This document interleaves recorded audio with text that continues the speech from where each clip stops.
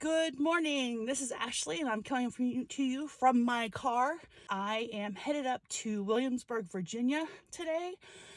I'm going to hit Jamestown Settlement and then also Colonial Williamsburg tomorrow. And I have a really nice dinner planned for tonight, so I'm looking forward to that. As my pre-trip prep, I did it all this morning, but I packed my bag. I printed off my tickets for Jamestown and for Colonial Williamsburg for tomorrow. I booked through Viator for Colonial Williamsburg. I'll put an affiliate link in the description below. So I printed those off, so I have them in case they're needed. For Colonial Williamsburg, I did need to print it. For Jamestown, it probably could have been okay on my phone, but I went ahead and printed it just so I have it in case anything technologically goes wrong. I have a total of 3 bags with me. I've got my e-bags tote bag. I'll link a review of that in the description below. And I've got my purse and my CPAP bag all with me. And that's it. I was traveling light this time. It is about 7:30. It's a little after 7:30 on Wednesday. And I'm taking off. It's going to be about a 3-hour drive. So here I go.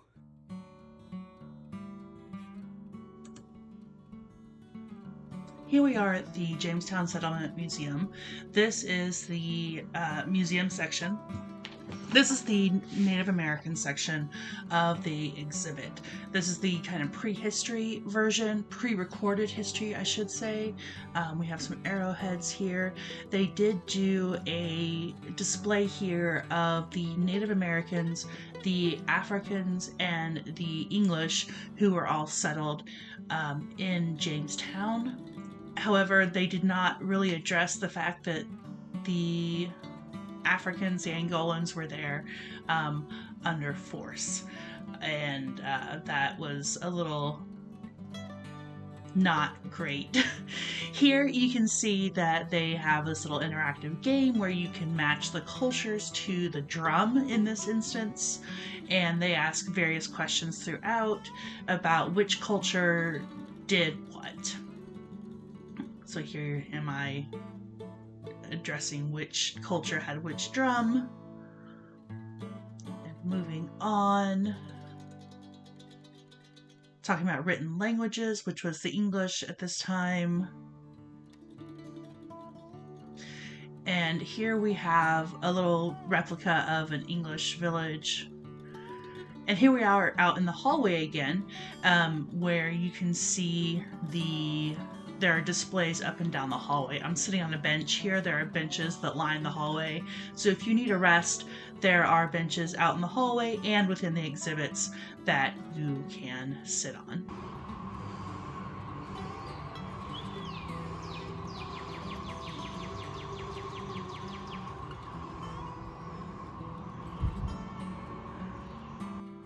Next we have the Native American village. Replica, display, recreation, their little fire pit there. And then over here we have what might be a rabbit fur being prepared. There was no explanation. There's nobody there talking about it. So I don't actually know what kind of fur that is. And then just a look around the village. There's another little cooking area and more of the homes. And these ones you can go into, as you can tell, they're pretty short, so I just stuck my phone in there and looked around. I did not go in because, again, well, as you'll hear later, I did not want to contort myself and have to bend over and go inside. So this will have to suffice. I'm sorry I did not go in and look around further. This looks to be a living quarters.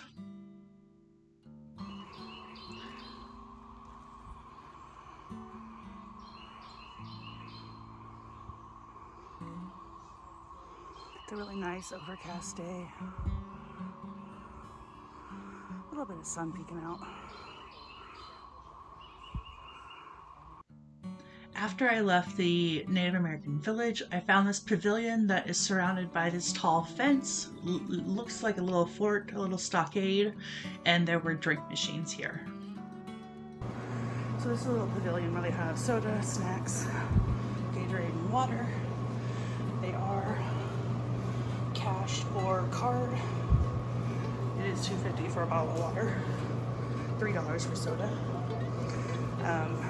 But if you need something, if you didn't bring it, this is a good place to go. So I wanted to talk about benches on the way from the museum to the ships, which is where I'm going. Throughout the museum, there are a lot of benches. In the exhibits, outside the exhibits, you'll find a place to sit if you need to. On the way down to the ships, there is the little Native American village, and there were 2 benches there that I saw. They were following the paved path. They were at the second boardwalk, if that means anything to you. And then I found this pavilion that looks kind of like a fort, and it has a lot of benches and restrooms and a water fountain and the drink machines that I showed you. Like I said before, keep in mind that outside of the pavilion, outside of the museum area, only bottled water is allowed. I don't know how strict they are about that, but be aware of that.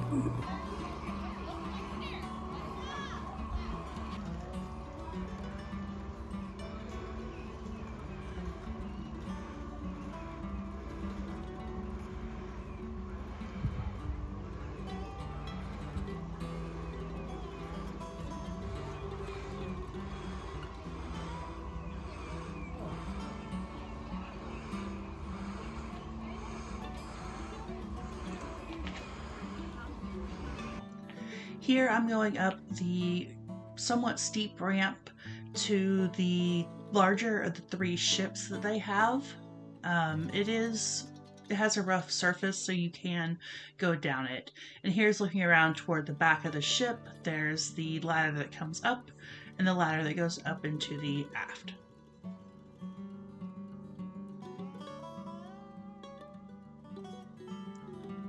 Or the bow.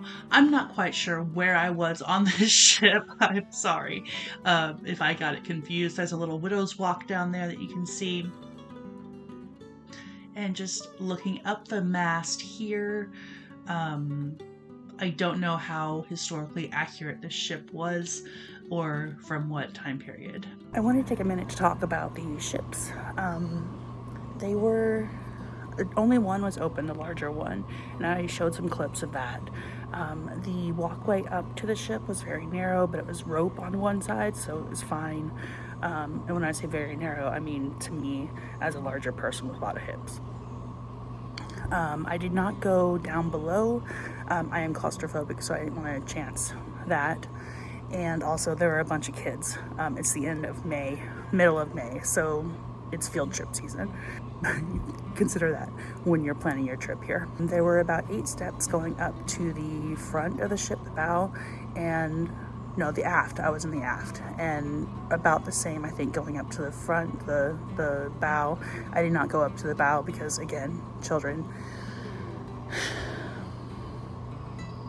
And then there's also a little door that you duck through to the captain's quarters.